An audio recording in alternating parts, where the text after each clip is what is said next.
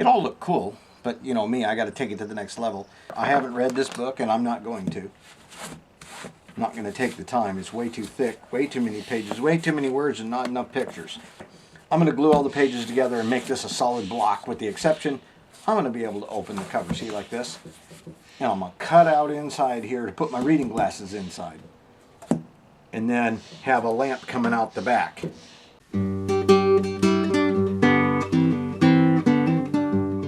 Alright, now if I was doing a plumbing job, I'd sand these up really good and make them nice and shiny and make them, you know, use plenty of this flux. But all I care about here, because well, we're not holding any water here, all I care about here is that enough solder bonds to where this isn't going to move around. It isn't going to be a mess. But I don't want a bunch of solder slime here going everywhere. So I've got just a little bit of flux on there. I'm going to light up my torch here.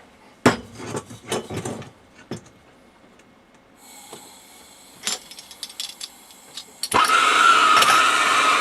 I'm only going to heat these up enough to where a little bit of solder goes in there.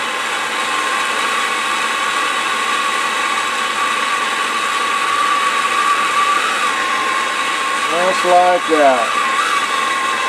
Okay, just a little bit of solder.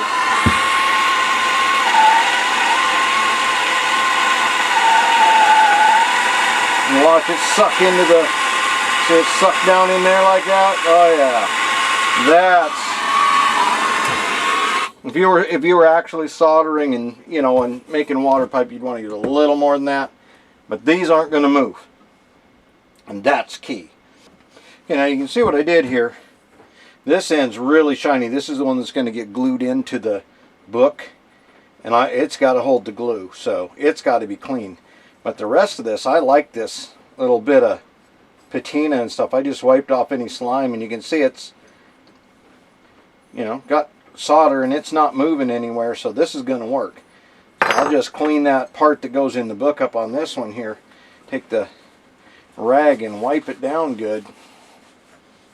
And wipe anything off of it that's going to get icky, but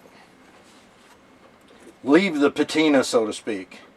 I even got a little drip of solder here. That's going to be cool looking. But I'll take my sandpaper and clean up the part that's going in the book on this end too, because I want it to hold good. Alright, well, let's assemble these parts and get them all in here so we can do our thing. We're going to put a little bit of this flux on here. I like to call it solder slime because it's slimy and it's for solder. So we're going to put some solder slime on there. See, I soldered these joints earlier so that I wouldn't light the book on fire. I'll get this straight up and down like I want it. Alright, now it's time to solder these 3 joints without lighting the book on fire.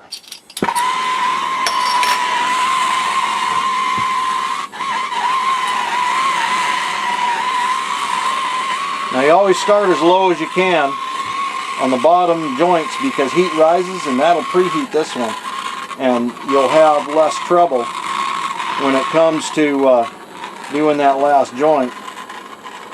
But I'm going to aim the fire away from the book, and normally I would heat it on this side and solder on this side like that because it'll suck up. You can see some sticking out right there at the top. That is not going anywhere now. That sucker is in there. Just like that. And this is how you solder when you're soldering for plumbing too. Because you let the pipe melt the solder. Alright, now this top one should go pretty fast.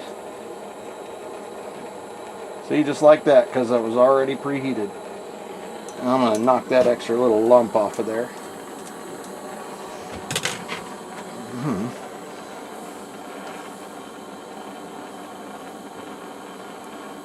You notice how the flux, see what it does? It just cleans that up so nice.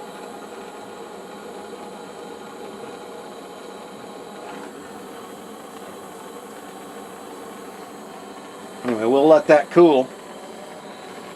Now everything's how it needs to be, and it'll be nice and sturdy in that book. Especially once we glue it in the book. Look at that, just sucks right in. Just like that.